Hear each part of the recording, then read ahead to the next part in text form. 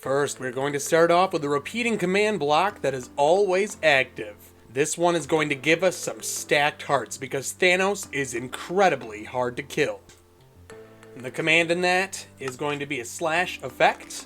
I used brown code 67 here, but you're going to want to use your username. Health boost, 1,000,009 true. Definitely make sure it's 9, not 10, otherwise you're not going to have even rows of hearts. Now that we have that out of the way, we can begin working on the Infinity Stones. Now these are powerful, so I will walk us through each stone one at a time.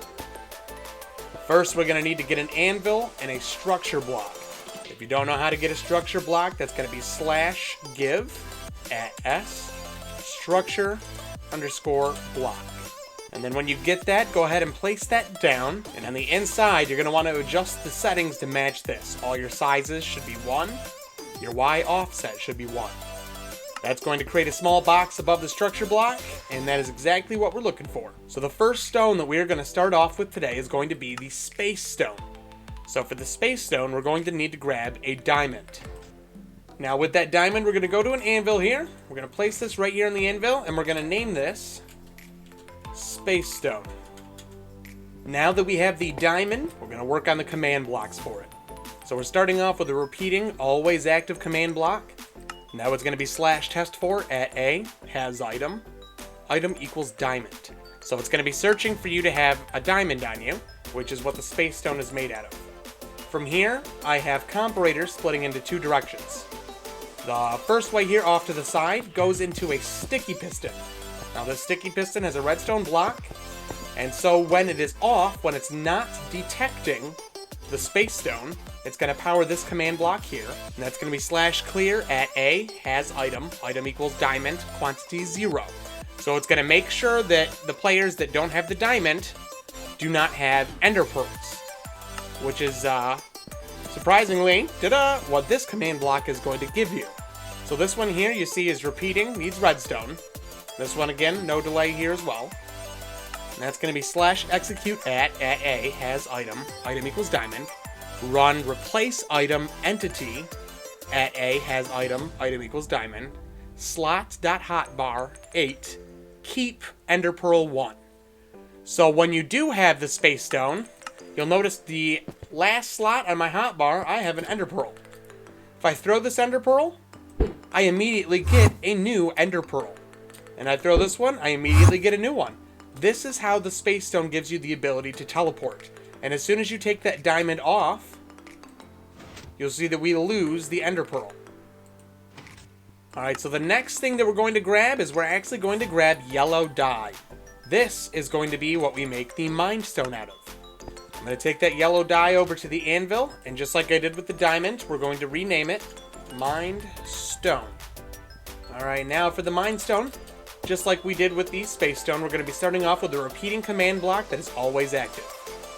And that's going to be slash test4 at a has item equals yellow dye. Now this one's a little simpler. We just have one comparator heading to a sticky piston with the redstone block. The left side here is when the sticky piston is off, so when you don't have the Mind Stone. And then the advanced position here is when you do have the Mind Stone. So the position it's in now sets the difficulty to peaceful. Since with the Mind Stone, you control the minds of those around you if you use it, they would not be attacking you, they would be peaceful creatures. If you lose that Mind Stone, we're going to set the difficulty to normal. Alright, so the next stone that we're going to worry about is the Time Stone. For the Time Stone, we're going to want to grab an emerald, and we're going to take that to the anvil, just like we did with the other ones, and we're going to rename this one Time Stone. So the Time Stone is actually the easiest one to do, but it's also really cool. We're going to start off again, repeating, always active. We're going to do slash test4 at a has item equals emerald. And then there's one comparator going to another repeating command block. This one's going to be slash execute at a has item equals emerald. Run effect at e has item equals emerald, quantity equals 0, r equals 15. Slowness 5-3 true. So as long as you have the emerald on you, any entities that are within 15 blocks that don't have the Time Stone are going to get slowed down significantly. I mean significantly. See this cow over here? Once I get closer, that is the max speed is now going to be able to move. How are creatures going to be able to fight you when they're moving in slow motion? The next stone we're going to be doing today is the reality stone, so we're just going to grab some redstone dust for this one. Let's head over to that anvil, and with the same thing here, we are going to name this one Reality Stone. So the reality stone is much like the Mind Stone. It's just a repeating command block, one piston, and a couple command blocks that it switches between. So we're starting off that repeating always active. Again, it's just a test for. At A has item, item equals redstone. And then comparator leads to a sticky piston with a redstone block. And then one that is activated, we're going to run the command here, /execute as at A has item, item equals redstone, run game mode creative at S. So whoever has the reality stone gets put into creative mode because they can shape reality to anything they desire. And then when you lose the reality stone and you take that off, very similar command, but the game mode is going to be set to survival at S. So you lose it, you go back to survival. You get it, you're in creative mode. The next stone we're going to do is going to be the power stone. Now when I grab this one, you're going to see that I'm going to get a couple buttons into my inventory right away. The power stone is quite possibly the most complicated out of all the stones that we're going to be doing. It involves this section here, as well as over here and here. Now I know it's kind of intimidating, but this is going to give you some really, really cool abilities. The power stone is where you get your ability to use energy blast, energy burn, and look at all those status effects I have on my screen. This is an uninjured iron golem. Alright, so let's start off building the power stone. Again, that's just going to be a repeating, always active command block. It's going to be a test for. At A has item, item equals amethyst shard. Comparator is running into a sticky piston, and like this one, it's going to switch back and forth, but I have two different blocks that are going to get powered when it's activated, and I have one that's going to get powered when it's not. So let's start off with the activated powers. This one here on the side is a repeating command block, and it's going to be /execute as at A has item, item equals amethyst shard, run effect at S, strength, 10, 20, true. So this is going to give you that crazy Thanos strength. This one here, chain conditional, always active. It's going to be /execute as at A has item, item equals amethyst shard, run effect at S, regeneration. This is going to let me heal. This one here, chain conditional, always active. /execute as at A has item, item equals amethyst shard again. And this one's going to run the effect resistance. This is going to give you crazy defense as well. And then the last one down here, chain conditional, always active. Again, execute as at A has item, item equals amethyst shard. It's going to run effect at S, fire resistance. Alright, now we have an impulse command block here that's getting powered when this is extended. And that one has no delay. It's going to be /execute at A has item, item equals amethyst shard, run structure load, energy burn, ~1 tilde. So we haven't done this structure yet, but we're going to. And then down here, we have a chain conditional, always active. That's going to be /execute at A has item, item equals amethyst shard, run structure load, energy blast, ~1 tilde. So in order to get those, you're going to want to grab a mangrove button for energy burn and a crimson button for energy blast. Alright, so with that mangrove button, we're going to go ahead and name that energy burn. And then the crimson button, we're going to go ahead and name that energy blast. So now we're going to take the energy burn and we're going to drop that down into the structure block. And we're going to save that as energy burn, but I'm not going to put a space between energy and burn for this one. And now same thing with the energy blast. Go ahead and save that one as energy blast. So that's what those two command blocks are going to give you when they run those structure load commands. They're going to give you the energy burn button and the energy blast button. And then when you don't have the power stone on you and this redstone block retracts, it's going to power this impulse unconditional needs redstone command block. Slash execute at A has item. Item equals amethyst shard. Quantity equals 0. So when you don't have the power stone, run particle. Minecraft mob particle. Tilde tilde 1.5 tilde. So this is going to give a small particle effect on you when you lose the power stone. Then we have chain conditional always active. It's going to clear the player that doesn't have the power stone. It's going to get rid of crimson buttons, which is going to be your ability to use the energy blast. And then the next one down here, very similar. Clear at A has item. Item equals amethyst shard. Quantity equals 0. And this is going to clear mangrove button. And that one is your energy burn attack. So when you lose the power stone, it gets rid of those abilities. See? When you have it, you get them. When you don't have it, you don't. Before I go over the power stone abilities, I want to create our soul stone, which we're going to need to grab orange dye out of the creative menu. And then we're going to go to our anvil, and we're going to name this one Soul Stone.